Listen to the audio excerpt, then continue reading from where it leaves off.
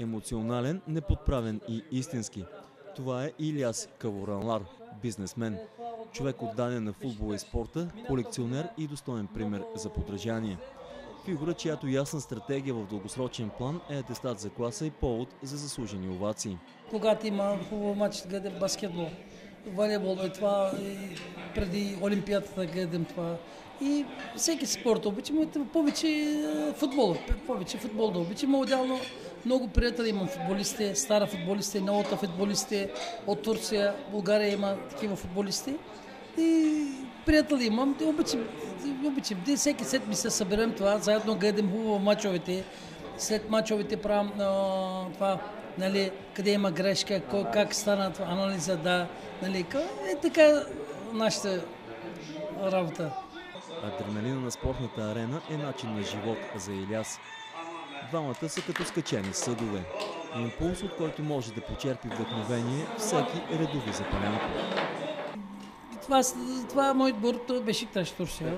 Това обаче тук черно-бялото обичам. България Локо Пловдив, Англия Нюкасъл. Това е така, черно-бялата, нашите любимите свят. И обаче тази година нашата отбора малко иззе. Няма да чаквам, ама няма значение. Кой да играе хубаво, да печели това работа.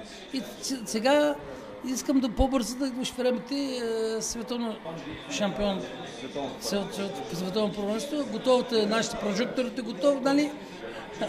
Това футбол никой не взема, има много голям отбор има там, Барселона има там и другите отбора там, Испания, Германия, нали, Бразилия, нали, и така. Това е света, страстта и света на един достоен мъж. Обстановката в храма на Илияс Каворанлар е зрелище, в което всеки трябва да се убеди на живо.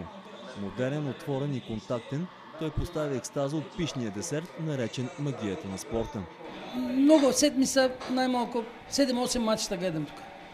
Една вечер Лудогорец Лазио гледам до долната залата, гледам Лудогорец Лазио, горе гледам Антра Франк от Порто. Едното кара гол, другото това и двете мача се вършат 3-3.